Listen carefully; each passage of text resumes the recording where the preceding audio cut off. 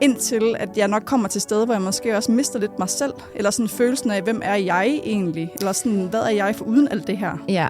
Kropsfiksering. Ja. Og det er der, den går galt. Det er, når jeg begynder at være sådan lidt, hvad er jeg egentlig for uden det her? I over et helt årti bare er på en stor hemmelighed. En hemmelighed, som jeg gik rundt med alene, og som jeg havde svært ved at dele med andre.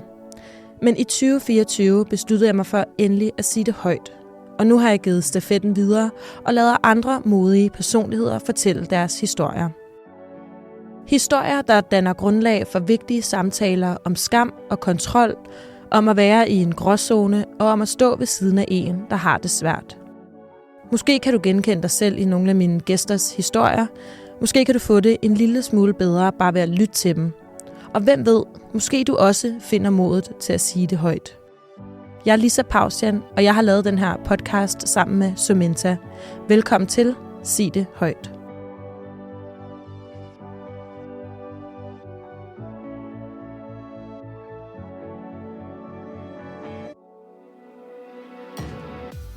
Hej derude, og velkommen tilbage til endnu et afsnit af Sig det højt. Dagens gæst i dag er en kvinde, som mange måske allerede kender fra de sociale medier, hvor hun gennem de seneste år har delt ud af sit liv til sine næsten 90.000 følgere. Hun er 30 år gammel, uddannet professionsbachelor i kommunikation og bor i Galten lige mellem Aarhus og Silkeborg. Hun begyndte at træne seriøst allerede som teenager og stillede op i sin første fitnesskonkurrence som 19-årig, og siden fulgte flere konkurrencer, blandt andet i 2017, hvor hun blev Danmarksmester. Men bag resultaterne og det dedikerede ydre begyndte noget andet også at fylde. I takt med, at hendes fokus på kost og træning blev mere og mere intenst, udviklede hun et forhold til mad og motion, som kom til at fylde næsten hele hendes hverdag. Da hun var i midten af 20'erne, blev det så alt overskyggende, at det påvirkede både hendes energi, hendes sociale liv og hendes mentale trivsel. Tanker om rigtig og forkert kost fyldte konstant, og hvis hun afveg fra sine egne regler, blev det mødt med skyld og selvkritik. I dag er hun her for at dele sin historie. Velkommen til dig, Anne-Sophie. Tusind tak. Hvordan siger man? Siger man Anne? Siger man Anne-Sophie? Siger man Anne-Sophie? Det er forskelligt. Okay. Det er, hvad du føler for, tror jeg. Okay. Jeg tror, de fleste kalder mig for Anso, faktisk. Anso? Ja. Okay, det er dejligt nemt. Det må du gerne kalde mig. Velkommen ind i podcasten. Tak. Vi er virkelig glade for, at du havde lyst til at komme, og er virkelig spændte på at høre din historie. Hvordan har du det i dag? Jeg har det godt, og jeg synes også, at jeg glæder mig til faktisk at snakke om det her, men det bliver også sådan lidt et grænseoverskridende, men jeg skal i hvert fald lige grave lidt frem af ting, som jeg måske lige har fortrængt lidt igennem tiden. Ja. Men jeg glæder mig også helt vildt. Ja. Jeg kender det jo godt, det der med, det ligger jo lidt i baghovedet, og når man så lige skal snakke om det igen, så får man lige alle mulige følelser op i kroppen. Det kender jeg virkelig godt. Men vi er her som sagt, eller du er her som sagt, fordi at du skal fortælle, hvad det er for en rejse, du har været på op igennem din sene teenageår og dine 20'er. Kan du ikke starte med at tage os tilbage til den gang, hvor det ligesom begyndte? Ja. Da det begyndte, jeg begyndte at sådan træne, dengang jeg gik i gym, og der var jeg nok, det var nok i 2013-2014, hvor at jeg havde det der mål, som mange nok har med, at man lige vil tabe sig de der famøse 5 kilo, eller lige strammes op. Og dengang havde jeg også et forhold til en kæreste, som ikke var særlig sundt, som også fik mig til at føle, at jeg burde måske komme lidt over at træne, fordi at min krop nok ikke lige helt var så god, som den skulle være. Så det var sådan der, det begyndte, at jeg skulle styrketræne. Og så blev jeg faktisk bidt af det. Det gik fra at være noget, jeg sådan gjorde, fordi at andre måske synes, jeg skulle, til at jeg faktisk synes, det var fedt.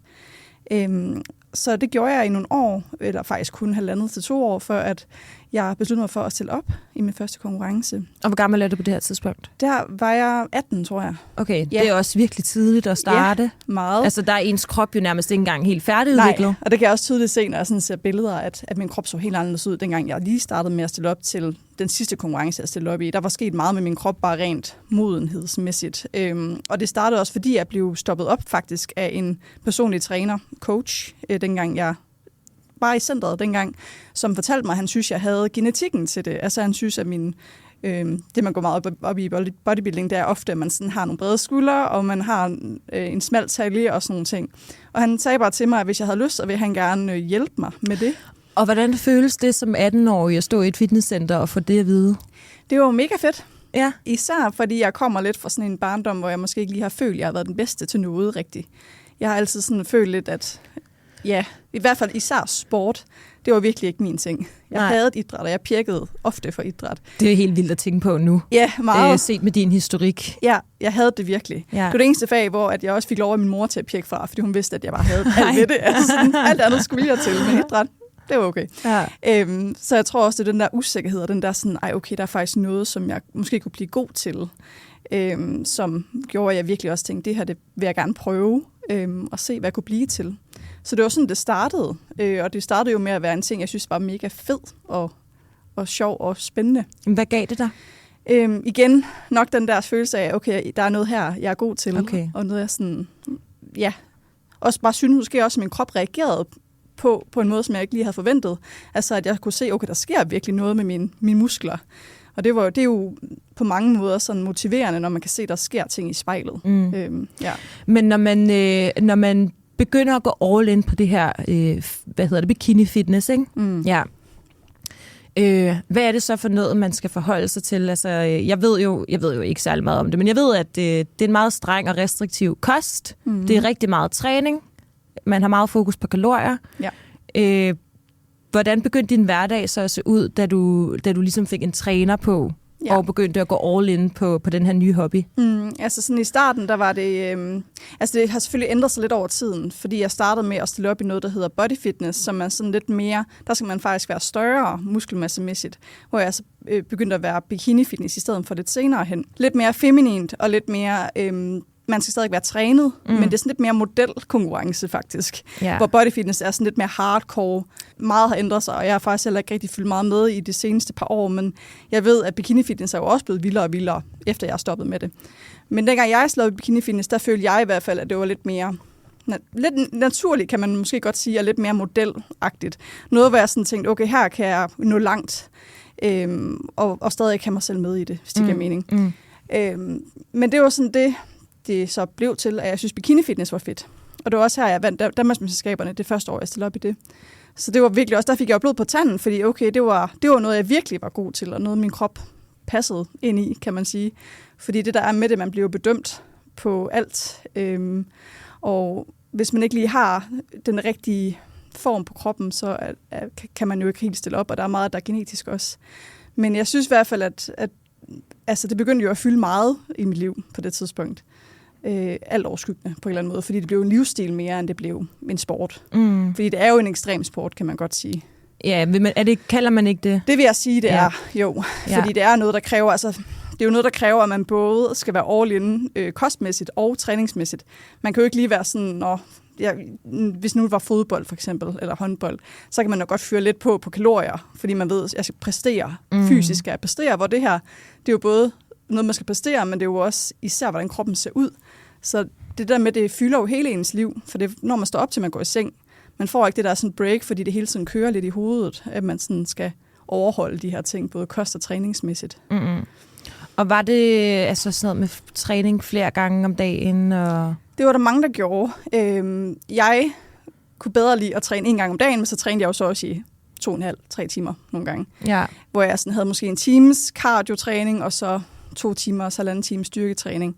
Så det var nogle lange træninger. Og nogle gange gjorde jeg også lidt om morgenen, men det var sådan primært de der lange træninger, jeg havde om eftermiddagen. Ja. Og som jeg nævner i introen, så er du jo uddannet fra Journalisthøjskolen i kommunikation. Var det også i den her tid, at du var studerende?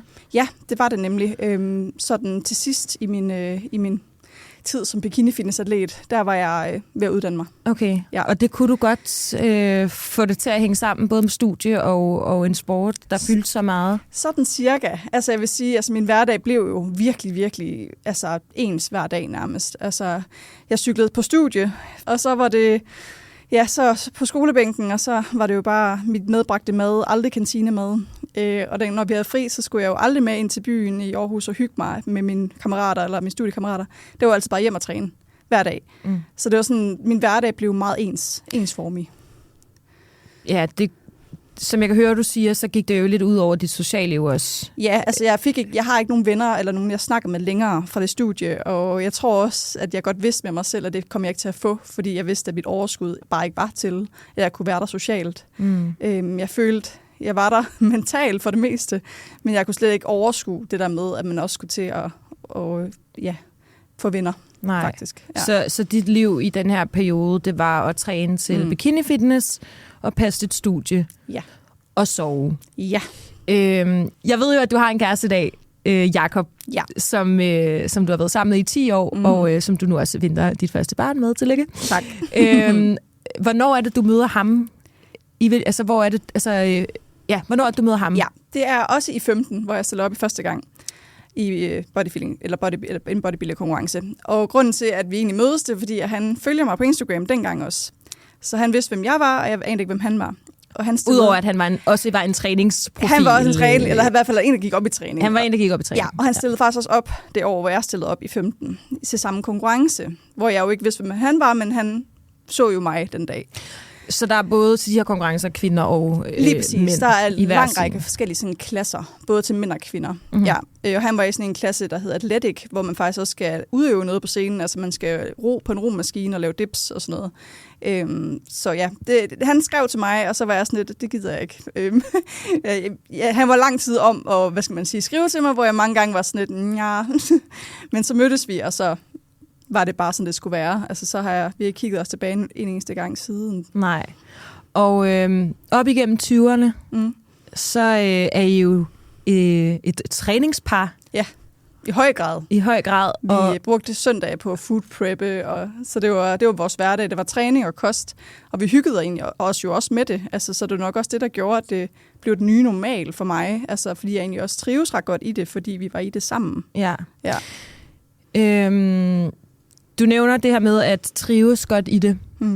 Det gør du vel ikke i lang tid, vel? Fordi på et tidspunkt går det vel op for dig, at det her det er ikke holdbart. Ja, det gør det nemlig. Og jeg tror også, grund til, at jeg trives i det, eller i hvert fald sådan... Altså i starten, der føler jeg faktisk, at jeg trives i det. Fordi at det, der også er med det, det er, at jeg får mange veninder og venner i miljøet. Og jeg danner mig sådan et ekokammer også på de sociale medier, hvor jeg jo også følger mange, der gør det samme som mig. Og det bliver bare sådan det normale for mig. Og det, jeg synes, er fedt at være i på det tidspunkt. Indtil, at jeg nok kommer til steder, hvor jeg måske også mister lidt mig selv. Eller sådan følelsen af, hvem er jeg egentlig? Eller sådan, hvad er jeg for uden alt det her? Ja. Kropsfiksering. Ja.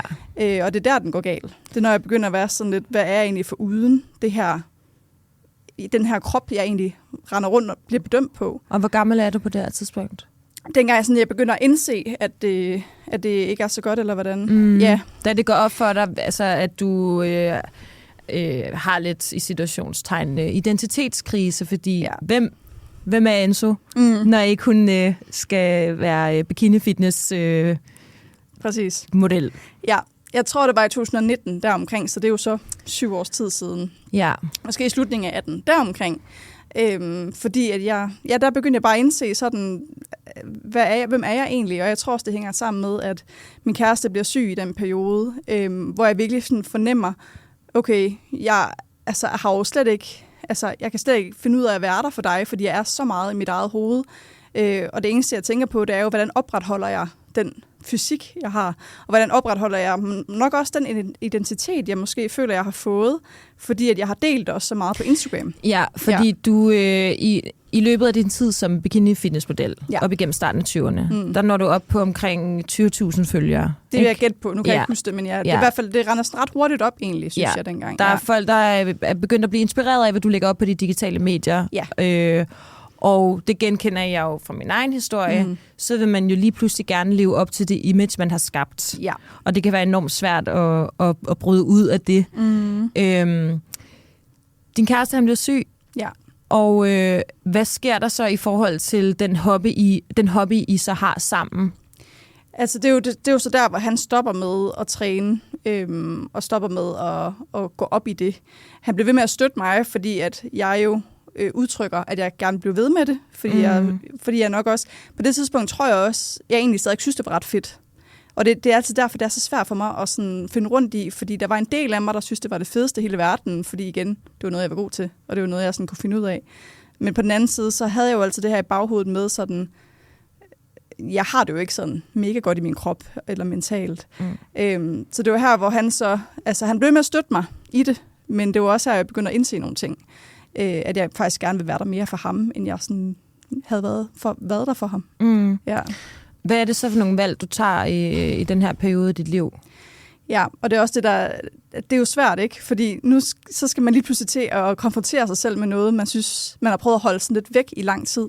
Jeg kan huske, dengang jeg postede opslag dengang, så var der jo nogen, der prøvede at sådan, hvad skal man sige, udfordre mig lidt på mine synspunkter. Altså sådan begyndte at spørge lidt ind til, men har du det egentlig godt? Eller sådan, er du sikker på, at det her det er det rigtige budskab at dele på de sociale medier? Der begyndte sådan at... Og det er fremmede mennesker, som følger dig? Ja, lige præcis. Og det er også på det her tidspunkt, at sådan noget Morten Elsø, og det her med sådan, slut med forbudt og alt det her, det begyndte at fylde lidt. Og der kan jeg godt mærke, at de personer, der var inden for det, de begyndte at prikke lidt til mig. Og der var jeg meget sådan, det skal jeg slet ikke have tæt på mig, det der. Fordi jeg tror, det var skræmmende for mig, fordi det nok vil få mig til at indse, hvor dårligt jeg havde det. Og det var jeg klar til, før at min kæreste blev syg. Det var som om, der skete der bare sådan en skift i mig, hvor jeg var sådan, nu bliver jeg simpelthen nødt til at prøve at tage noget nyt ind. Altså, i stedet for at være det der ekokammer, prøve at sådan, være lidt åben over for nogle andre idéer om, hvad sundhed kunne være. Så der begyndte jeg sådan, at være mere åben over for, jeg kan huske, jeg lyttede til podcast, Slut med forbudt og Detox din hjerne, og alle de her forskellige. Jeg begyndte at følge nogle profiler, som også på sociale medier, som også delte lidt omkring at komme sig for en spiseforstyrrelse, eller tage på i vægt og alt det her. Og det er jo også noget, der skal med til den fortælling, at jeg har jo fulgt dig, dengang jeg selv var spiseforstyrret, og i starten af 20'erne. Og da jeg begyndte at gøre op med mig selv, og gøre op med at følge profiler, som triggede mig, så unfollowede jeg jo faktisk dig. Og det var jo noget, der hjalp mig rigtig meget, det her med, fordi jeg følte nemlig også, at jeg var i et ekokammer. Altså sådan helt mit feed og min algoritme var jo ligesom personer, som trænede meget, som havde de her virkelig flotte, muskuløse kroppe, eller som var rigtig gode til at løbe, eller som viste en meget fedtfattig kost, som jeg kunne blive inspireret af. Og det gik jo ligesom op for mig, at nu mindre jeg feedede det på min Instagram, nu mindre fyldte det. Så jeg brød jo faktisk... med dig. Ligesom at du begyndte at bryde med noget der feedede din Instagram. Lige præcis. Hvad skete der så? Altså begyndte det at hjælpe? Det synes jeg, det gjorde. Helt sikkert. Og jeg føler, at jo mere jeg gjorde det, jo mere bliver jeg åben over for, hvordan sundhed også kan se ud. Og det var bare virkelig godt for mig. Og så kan jeg huske, at jeg også fulgte en YouTuber, jeg var rigtig glad for at følge. Jeg så rigtig meget sådan madvideoer, dengang jeg var syg. Ej, det gjorde jeg også. Ja. Jeg følte faktisk, det gjorde jeg også. Det der med, at det tog ligesom det var som om det tog noget af ens egen craving for noget. Så det så jeg virkelig meget af. Og så en af dem, jeg så, der lavede de der videoer, hun var også en, der sådan trænede meget og havde apps og sådan noget. Og det var også noget, hende så jeg meget op til. Men så begyndte hun faktisk at gå ind i noget, hvor hun gerne vil arbejde med sig selv. Og hun havde sådan en strategi, hun kaldte for all in, hvor hun sådan vil prøve at bare spise 100% efter hendes lyst og hvad hendes krop sagde. Og jeg tror, den der skift, hun lavede, den kopierede jeg lidt, for jeg tænkte sådan, det prøver jeg sgu også lige, for det kan være, det hjælper mig også. Så jeg tror virkelig, de her sociale medieprofiler, jeg begyndte at følge, det gjorde virkelig en forskel for mig. Ja. Og det er vildt, det har så meget indflydelse. Ja, meget. Og det er også derfor, man selv bliver sådan lidt, jeg kan virkelig mærke, at jeg selv er blevet meget opsat på, hvad jeg deler, fordi det påvirker virkelig mere, end man regner med. Ja, og vi skal lige vende tilbage til din fortælling, men nu springer jeg lige lidt frem i tiden, fordi i dag har du jo næsten 90.000 følgere, og du lever af at være influencer. Ja. Er det følgere, du har fået, fordi du nu viser et andet billede af det liv, du lever i forhold til? Jeg følger dig jo igen, fordi du er jo en sund profil for mig at følge. Jeg ser jo masser af, fear food, jeg engang selv havde. Men jeg ser jo også en balance, fordi jeg ser dig jo stadig gå op og træne. Ja. Hvad er det, der sådan sker i dit liv i forhold til, at du også stiger rigtig meget i følgere? Ja, jeg tror helt sikkert, at det her med, at jeg begynder at dele rigtig meget ud af mit forhold til min krop i bund og grund. Og altså du viser hud jeg viser rigtig meget hud på et tidspunkt. Det gør jeg ikke så meget mere, men det gjorde jeg rigtig meget i den der periode, hvor jeg sådan gik fra det ene til det andet. Der viste jeg rigtig meget hud og viste rigtig mange folder og i situationstegn uperfektheder. Og det er jo virkelig det, jeg fik mange følgere på. Det var min ærlighed i forhold til min krop, at den ændrede sig så meget, som den gjorde. Og det er jo faktisk ret interessant, fordi det er jo enormt modigt. Ja. Det er jo helt ekstremt modigt, og det er jo et meget begrænset antal danske influencer, som tør stille sig op og gøre det der. Og jeg kan huske sådan en profil som Melissa Benson også begyndte at gøre det. Hende fulgte jeg også i sin tid, og det påvirkede mig helt vildt meget. Så lige pludselig så jeg dig igen på Instagram, og så, nu var du blevet en helt anden karakter i forhold til, hvad det er for noget, du lægger op. Præcis. Og det er jo, altså sådan, det er for mig noget af det modigste, man kan gøre, det er at vise, altså at blotte sig så meget. Hvordan fik du ligesom det mod til at gøre det?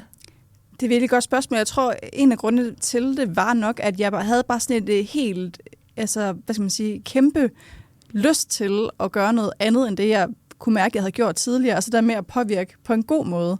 For jeg blev så bevidst om, at jeg nok har påvirket ret negativt faktisk over en periode. Så jeg tror bare, jeg havde sådan en indre ild om, at nu vil jeg så gerne gøre noget godt for andre mennesker på en eller anden måde. Og det var sådan min måde at gøre det på. Og så var det helt sikkert også fordi, at det nok også hjalp mig selv at gøre det faktisk. Fordi hvordan hjalp det dig? For at være helt ærlig, så tror jeg måske, at det stadig hænger lidt fast, eller hænger så lidt sammen med det der med anerkendelse. Altså at jeg måske, i hvert fald dengang jeg virkelig delte meget med min krop, der tror jeg, det handlede rigtig meget om, at jeg selv stadig havde brug for anerkendelse, og stadig havde brug for at vide, at jeg stadig var god nok, selvom at jeg var større, havde en større krop, end jeg havde engang. Så det tror jeg faktisk, det havde meget at sige, selvom jeg nok ikke vil stå ved det dengang, men det kan jeg nu. Det der med, jeg tror faktisk, grund til at dele det så meget, det var også for finde en ro i det. Altså. Må jeg dele nogle refleksioner med dig, som jeg selv har gjort de sidste par dage, for inden jeg skulle mødes med dig? Jeg har jo ikke dyrket bikini fitness eller haft en meget muskuløs krop. Jeg har primært trænet fitnesscenter, fordi jeg godt vil være hurtigere som løber. Jeg har været enormt afhængig af at løbe. Det var ligesom mit primære. Og jeg kan huske, da jeg begynder at tænke, den her livsstil er ikke holdbar for mig. Jeg er træt hele tiden. Jeg prioriterer dårligt i forhold til mit socialliv. Jeg er en lille smule egoistisk, fordi jeg har så lidt overskud. Jeg bør ændre et eller andet. Ja. Men samtidig, når jeg kigger på min Instagram-profil, altså på det her tidspunkt, så er jeg faktisk lidt bange for at bryde med det her image, jeg har skabt af mig selv. Og det kan jeg huske, jeg synes var noget, der var rigtig grænseoverskridende. Hvordan var det for dig lige pludselig at gå igennem den overgang fra at være hardcore fitnessmodel til lige pludselig at være en rollemodel i noget helt andet? Ja. Jeg tænker, der må være noget, altså fordi for mig var det lidt af en identitetskrise. Sådan, hvem er jeg, når jeg ikke er superløber? Ja, og det er jo skræmmende, fordi det er på en eller anden måde, man går ind i noget helt uvist, og noget helt sådan, hvordan reagerer folk, og hvordan har jeg det selv med det? Og jeg kan også huske, at jeg ændrede også navn. Jeg hed Fitness by Anne-Sophie i lang tid. Yeah. Så ændrede jeg navn til Life by Anne-Sophie, som jeg stadig ikke hedder. Fordi jeg følte, det var sådan... Det var den rigtige overgang at tage, fordi nu var det mere mig og mit liv, mere end det var mig og min træning. Og så kan jeg huske, at jeg mistede rigtig mange følgere faktisk. Lige efter. Så først mistede du følgere? Ja, lige der sådan... Ja, fordi der er alle de her bikini-aspiranter, bikini-fitness-aspiranter, som ikke længere kan...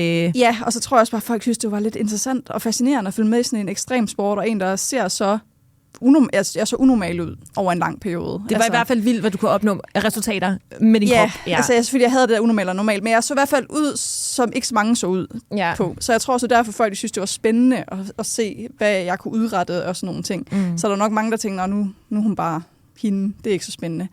Så det tog lidt tid, og så fik jeg sådan bygget den op igen, min profil, på en eller anden måde, og så fik en ny start. Og jo, det var mega skræmmende, men jeg tror faktisk bare, at den der anerkendelse, jeg blev mødt af, altså, og folk, der var så søde, fordi det var faktisk sjældent, at der var nogen, der skrev noget ondt til mig i den periode, kan jeg huske. Så jeg tror, det var den bølge af positivitet, og folk, der var søde, der sådan gjorde, at det ikke var så slemt for mig, på en eller anden måde. Det var sådan meget healende, på en eller anden måde, faktisk, tror jeg, for mig, at tage den, og tage mine følgere med i det. Det var som om, at det var med til at gøre, at jeg fik det bedre. Der var et digitalt heppekor. Det var der virkelig, og det er også noget af det, jeg føler, der er så rart ved mine profiler. Jeg føler virkelig, at jeg har skabt en følgerskare, der virkelig er gode og søde mennesker. Du har skabt en følgerskare, der er rigtig god, men du har jo også skabt et digitalt rum, som er rigtig sundt for mange af os, inklusivt mig selv. Jeg kunne godt tænke mig lige at scrolle lidt tilbage i den her periode, hvor du er bikini-fitness-model, fordi noget, jeg har hørt og lidt set i tv, det er det her med, at når man lever så restriktivt op til en konkurrence,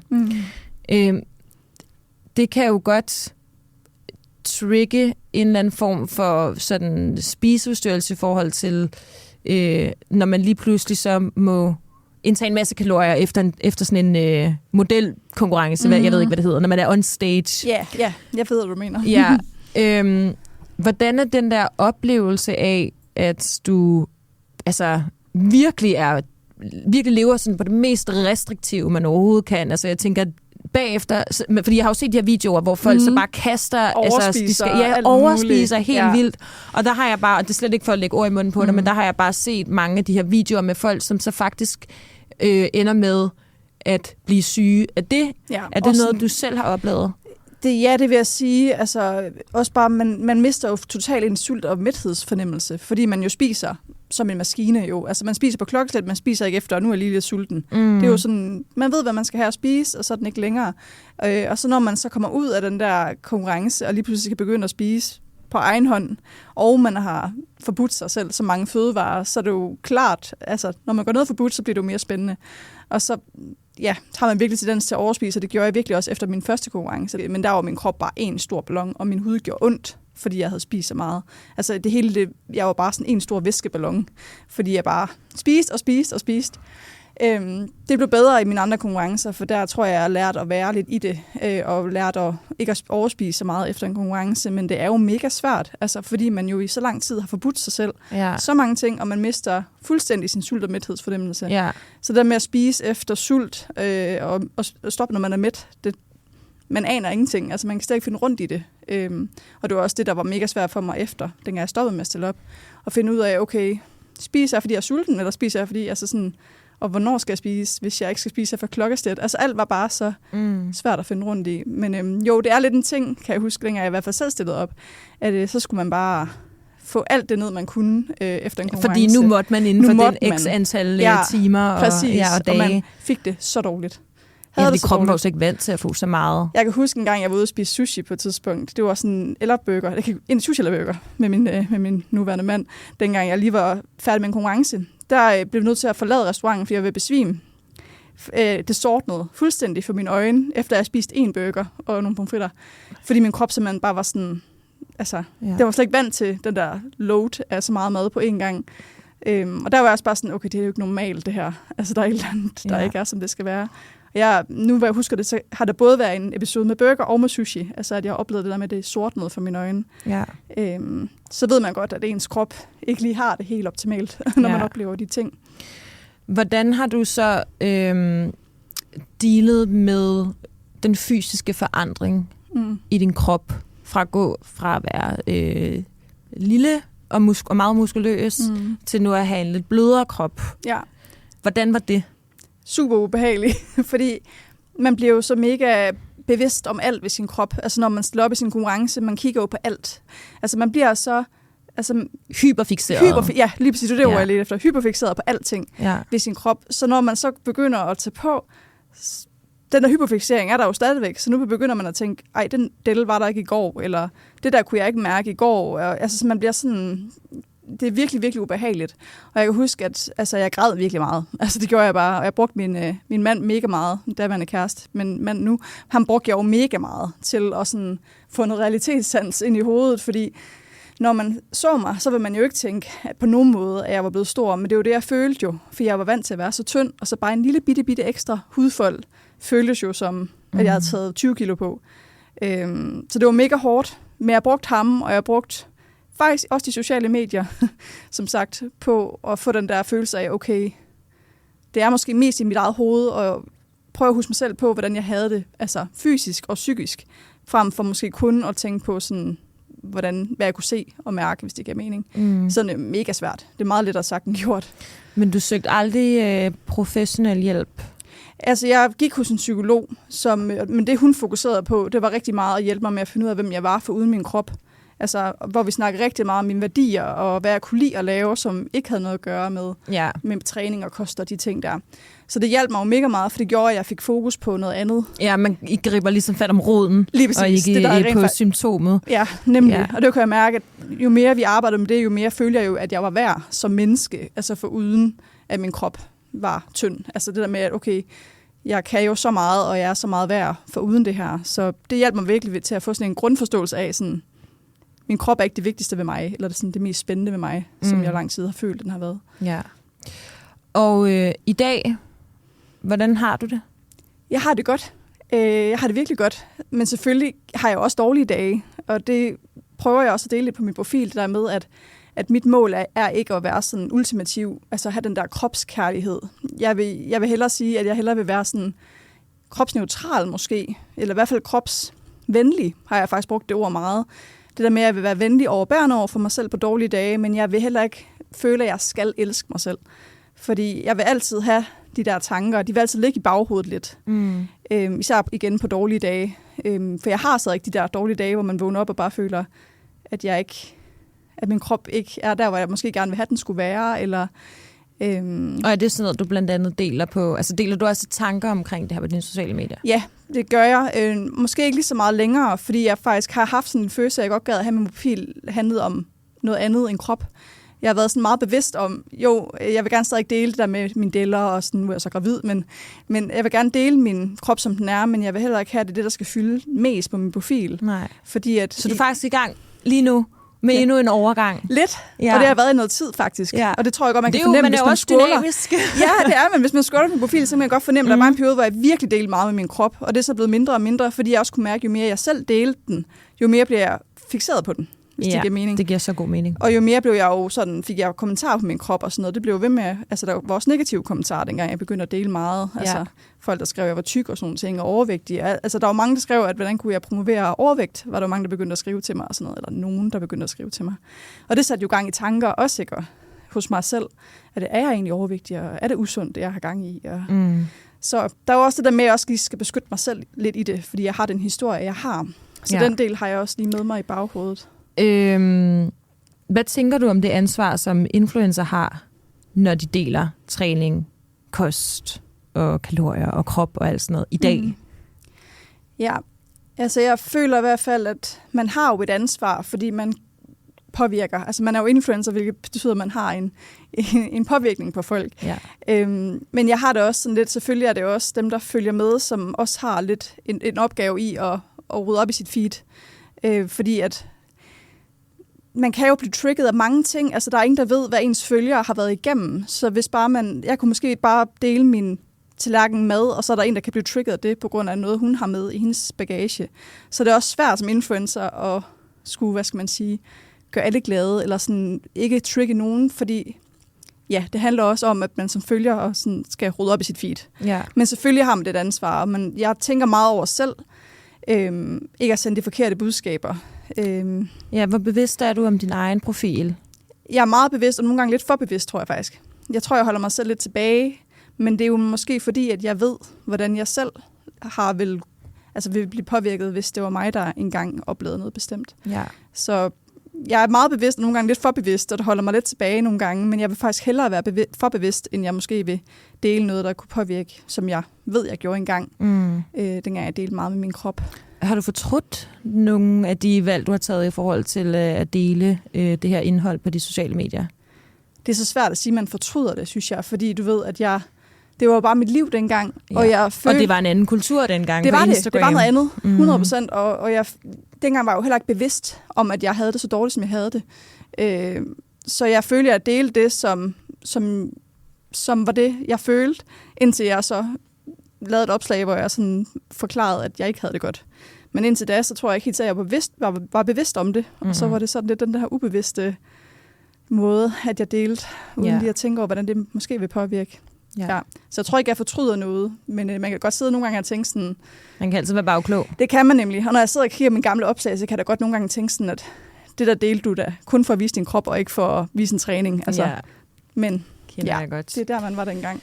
Hvis du skulle sige noget til de lyttere, der sidder og lytter med på det her afsnit, og som måske står i de sko, som du selv stod i dengang, eller dealer med nogle andre spiseforstyrrelser, eller dealer med et eller andet, der er svært omkring mad og træning. Hvad vil du så sige til dem?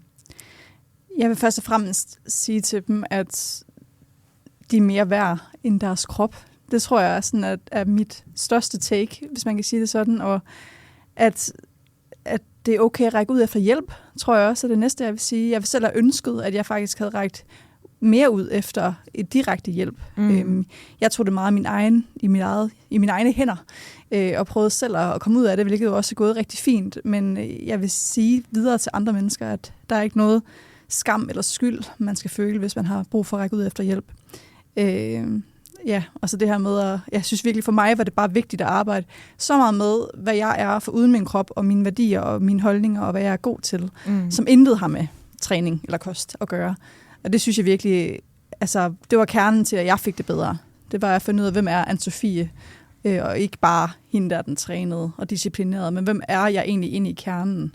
Det hjalp mig mega meget til sådan at indse, at det ikke var det, jeg ville med mit liv, altså at basere mig selv på min krop på den måde, jeg gjorde. Ja. Når man dyrker elitesport, følger der ofte et stort fokus på kost, træning og præstation. Kroppen bliver et redskab, man forsøger at optimere, fordi selv de helt små detaljer kan gøre en forskel i jagten på resultater. For mange elitesportsudøvere er kostplaner, træningsprogrammer og faste rutiner derfor en integreret del af sporten, uden at der nødvendigvis er tale om en spiseforstyrrelse. Men det er vigtigt at huske, at elitesport netop foregår på eliteplan. Det er ikke meningen, at mennesker med studie, arbejde og træning på hobbyplan skal spise eller motionere som professionelle atleter. Måske er det derfor vigtigt at spørge sig selv, træner og spiser jeg for at have det godt, eller for hele tiden at føle mig god nok?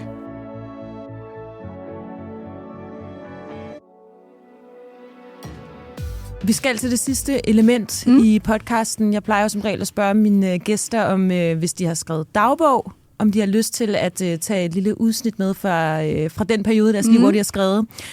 Og jeg ved jo, at du har taget en gammel statusopdatering med. Ja, altså jeg føler, jeg har brugt Instagram som min dagbog faktisk i mange år, lige siden jeg begyndte med det jeg tror faktisk, dengang jeg begyndte der i 13-12 eller sådan noget, 2012 måske, der startede det faktisk virkelig med bare at være sådan en dagbog, hvor jeg ikke rigtig havde nogen følgere, men jeg havde bare brug for at få tanker ud på en eller anden måde. Ja, så det er et opslag. Det er et opslag fra Instagram. Fra Instagram. Og hvornår er det? Hvor gammel er du, og hvad er det for dig 10? Det er fra 2019.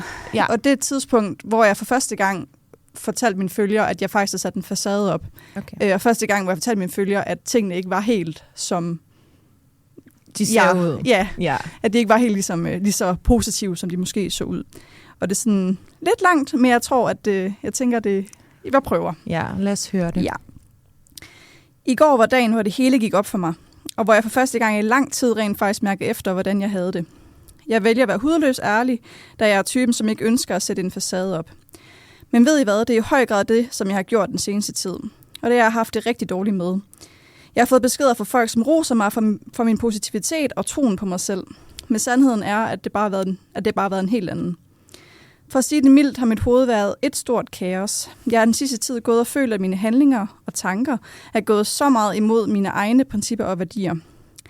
Jeg har snakket grimt til mig selv, blevet frustreret og meget ked af min vægt, selvom den er alt for lav. Stresset over min krops udseende, har haft lyst til at græde, hvis jeg følte, at jeg mistede kontrol over min mad, eller ikke kunne træne det, jeg gerne ville eller skulle. Jeg har tænkt på mad 24/7. Jeg har lavet en masse cardio for at komme på andre tanker. Jeg har hævet op i min bluse, hver gang jeg har set i spejl, for at se, om jeg havde fået abs. Jeg har undgået aftaler med veninder, fordi jeg følte mig så afkræftet. Og jeg har ikke været den kæreste, jeg gerne vil være. Alle disse ting er bare ikke mig. Det er ikke mig som person, og jeg kunne genkende mig selv. For mig er bikini fitness noget at gøre, fordi jeg elsker processen, og fordi det er noget, der beriger mit liv. Men når det begynder at blive hele ens liv, og ikke en del af ens liv, så begynder det at tage overhånd. Og det er bare ikke det værd. Jeg vil bare gerne være glad. Jeg har derfor taget beslutning om ikke at stille op til efteråret i bikini fitness alligevel. Jeg vil tage den tid, jeg har brug for. Jeg øver mig på at være til stede i nuet og føle, at min krop er sund og energisk. Jeg vil så gerne have gløden tilbage. Jeg vil helt sikkert takke mig selv for denne beslutning. Nu vinker jeg farvel til min tynde og markerede krop, og jeg glæder mig til at få flere former, gaine muskelmasse og bare være glad. Ja. Jeg fik helt kuldegysninger. Jeg bliver også selv lidt halvrørt, hver gang jeg læser det, fordi det siger bare så meget om, hvordan jeg havde på det tidspunkt. Og det var også virkelig, virkelig grænseoverskridende for mig at dele dengang. Ja, hvordan var det at trykke post på det her opslag? Jeg følte lidt, det var sådan et maskefald eller sådan noget. Altså det der med, at jeg sådan hele tiden har været den der go-getter og disciplineret. Og aldrig... Nu kan de se, hvem jeg i virkeligheden er. Ja, det der med, nu er jeg mega sårbar. Altså den der følelse af, at nu, det der tilbage, det er bare kernen af mig på en eller anden måde. Ja. Så det var grænseoverskridende, men det var også virkelig, virkelig vigtigt for mig, kunne jeg godt mærke. Altså det gav mig sådan en følelse af, at nu kunne jeg sådan slappe lidt af på en eller anden måde. Ja. Jeg ved ikke, om jeg bare har hørt eller læst mange af de her opslag før, men jeg føler, jeg godt kan huske det her opslag. Selvom det er mange år siden. Hvad for en respons fik du, da du postede det? Udelukkende positiv. Og folk, der synes, at det var virkelig fedt, at jeg var så ærlig. Så ja, selvfølgelig var der også nogen, der har udtrykt, at de har været sådan lidt... godt har vidst, der har været noget under overfladen. Der var mange, der sådan begyndte at kommentere på mine opslag løbende, at de godt kunne mærke, har du det egentlig? Har du det godt? Altså folk begyndte at stikke lidt til mig. Men her var der kun udelukkende positive kommentarer og folk, der... Ja. Jeg synes jo, det er det sejeste i verden, når folk er så modige og kan fortælle det her, som du lige fortalte i det opslag. Og helt egoistisk, jeg elsker jo, når jeg har fulgt nogle profiler, som har virkelig trænet og har levet restriktivt, hvor jeg har tænkt, wow, hvordan gør det? Når de så fjerner det der lag og sådan piller låget frem og kommer ind til det inderste, når jeg så ser, okay, det her menneske havde det også dårligt. Ja. Det var det, der skete meget for mig i 2019-2021, at jeg så profiler som dig, og som for eksempel også Melissa Benson, som jeg snakkede om tidligere. Så nogle profiler, når de gjorde det, og lavede det her, som du kalder maskefald, det var sådan noget, der ændrede mig og gjorde tingene nemmere for mig. Ja. Så først og fremmest, tusind tak for at skrive det opslag. Jeg tror helt klart, det har gjort en kæmpe forskel for rigtig, rigtig mange mennesker. Og også tak for at komme ind i dag og fortælle din historie. Jeg synes, du er en kæmpe inspiration, der har syntes i mange år. Først som den her bikini-model, men i endnu højere grad som den her kropspositive kvinde, super stærke, smukke kvinde, som simpelthen er med til at gøre en kæmpe forskel for helt vildt mange unge mennesker. Jeg synes, du er en kæmpe inspiration, og jeg synes, det er virkelig dejligt, du havde lyst til at komme og fortælle en sårbar historie. Tusind tak for dine ord. Det gør mig virkelig også glad. Altså, det gør mig så glad. Du er en god og vigtig stemme, så tak for dig, og tak for at komme i dag. Tak fordi jeg måtte være med. Hvis du selv eller en, du kender, kæmper med nogle af de udfordringer, som mine gæster og jeg har talt om i dagens afsnit, så husk, at du altid kan kontakte Sumentas rådgivning helt gratis og anonymt. Du kan ringe på 70 10 18 18 eller skrive med dem på sumenta.dk. Her til sidst vil jeg bare sige tak, fordi du lyttede med, og minde dig om, at det hele nok skal gå, selvom det ikke altid føles sådan. Du har lyttet til Sig det højt.